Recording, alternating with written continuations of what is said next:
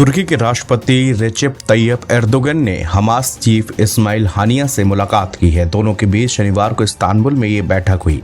तुर्की के राष्ट्रपति कार्यालय ने इस मीटिंग के बारे में जानकारी देते हुए बताया कि एर्दोगन ने इस्माइल हानिया के साथ लंबी बातचीत के बाद गाजा में इजरायल के खिलाफ युद्ध के लिए फिलिस्तीनियों से एकजुट होकर लड़ने का आह्वान किया। एर्दोगन ने इस दौरान गाजा में इजरायल की कार्रवाई को मानवता के लिए धब्बा कहा। उन्होंने कहा कि जिस तरह से बच्चों और महिलाओं को मारा जा रहा है वो एक अपराध है और उसे कोई भी जायज नहीं ठहरा सकता।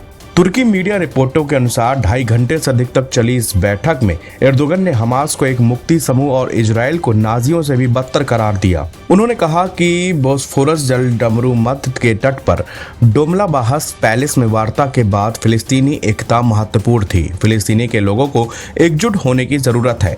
एकजुट होकर ही वो इजरायल को हरा सकते हैं। एर्दोगन ने कहा कि इजरायल के खिलाफ सबसे मजबूत प्रतिक्रिया और जीत का एक रास्ता एकता से ही निकलेगा।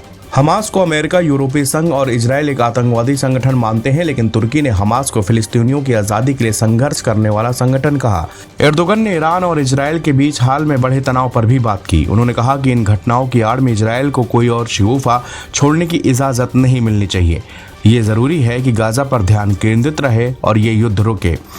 बीते साल अक्टूबर में हमास और इजरायल के बीच संघर्ष शुरू होने के बाद से ही तुर्की के राष्ट्रपति इस मुद्दे पर मुखर हैं। उन्होंने बार बार इजरायल की गाजा पट्टी में हमले की निंदा की है और फिलिस्तीन के लोगों का समर्थन किया है। बीते साल एर्दोगन ने इजरायल के प्रधानमंत्री बेंजामिन नेतन्याहू की तुलना एडोल्फ हिटलर से करते हुए इजरायल को टेररिस्ट स्टेट कहा था। हमास का भी तुर्की ने खुलकर समर्थन किया है। 2011 से ही हमास का तुर्की में कार्यालय है। एर्दोगन और हमास चीफ हानिया के बीच में भी अच्छे संबंध माने जाते रहे हैं। तुर्की गाजा के मुख्य मानवीय सहायता भागीदारों में से एक है। तुर्की युद्ध का सामना कर रहे गाजा में 45,000 टन की दवा और खाद्य सामग्री आपूर्ति कर रहा है। NBT ऑनलाइन की रिपोर्ट।